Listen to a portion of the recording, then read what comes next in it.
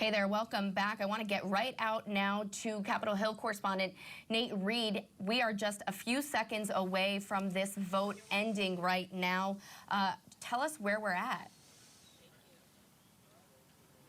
Yeah, well, let's take a live look at the vote in the House of Representatives floor on your screen in front of you. As you can see there, no real surprises up to this point.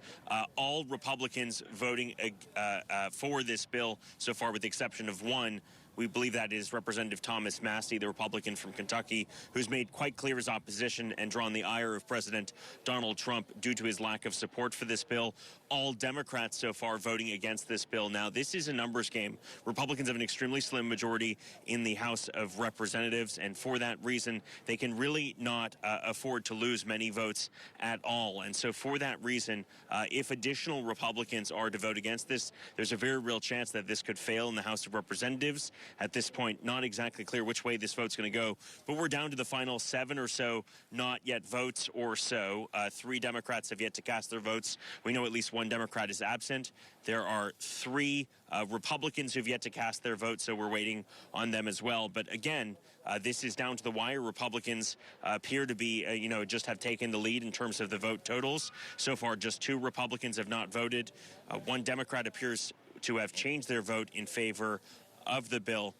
At this point, it's not clear how this is going to end up, but what they're voting on is a 6-month extension to government funding with some cuts attached to it. Democrats have made quite clear their opposition to this bill because they feel that it cuts in certain areas. It cuts the budget of the District of Columbia. Let's listen in live. 8 of Rule 20, the unfinished business is on the vote of the passage of H.J. 25, on which the yeas and nays are ordered. Clerk will report the title of the joint resolution.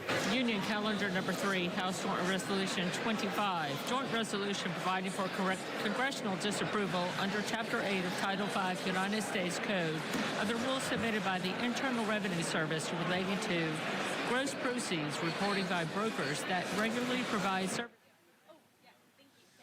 And Alex, they're now taking the next vote in that series. We can now report that the House of Representatives has officially passed that short-term bill to keep the government open for the next 6 months.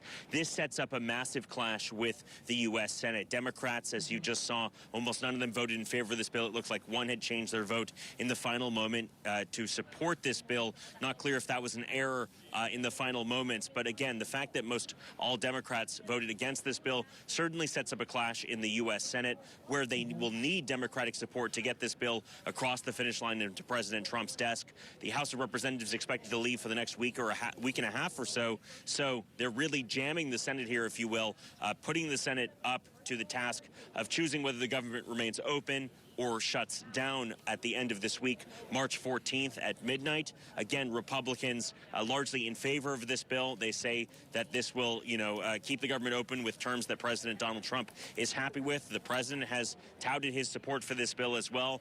Democrats have largely indicated their opposition to this bill. They believe that it will make a number of cuts, empower President Donald Trump to make cuts, and furthermore slash the budget of the District of Columbia by $1.1 billion, which even the mayor of this Democratic-run city said yesterday could cause massive slashes to law enforcement here in the nation's capital city. So again, Democrats have said that they're opposed to this. It's now up to the Senate to act next. If they fail to pass this same exact bill or make any changes, the government will shut down this Friday at midnight unless the House of Representatives returns. Nate, the fact that this was so close, I mean, we already know that Republicans have a razor-thin majority, but, what does it say that they weren't even sure if they could get all their people in line? It's just the power of a razor-thin majority. Republicans really were, trying to stay in the driver's seat. The House Republican Conference Chair, Lisa McClain, Republican for Michigan, earlier today told me that she was optimistic about the fate of the vote. But again, Republicans have been contending with this slim majority all along. They've had trouble trying to pass President Donald Trump's agenda, including the massive tax cuts that he's been looking for. And ultimately, they have succeeded in electing Mike Johnson, Speaker of the House, and passing the kind of opening argument for that tax tax bill setting the goalposts for how much they want to cut taxes by and how much they want to cut government spending by. And now they've succeeded once again with that extremely slim margin vote to keep the government open and prevent a government shutdown on terms that are agreeable to President Donald Trump. That even involved some Republicans voting in favor of a bill that many of them said they would not have voted for otherwise. The support of the Republican House Freedom Caucus, the ultra-conservative group of House Republicans, may have been crucial here. They said earlier last week that they supported this bill, and for that reason, it appears like they were able to be successful today, despite the objections of most all Democrats here on Capitol Hill. Really just part one of this effort to avert this government shutdown. Like you said, it now goes to the Senate, where it will face its own uphill climb because of Senate rules there. So we know that you'll be following all of that for us. Nate Reed on Capitol Hill for us. Thanks a lot.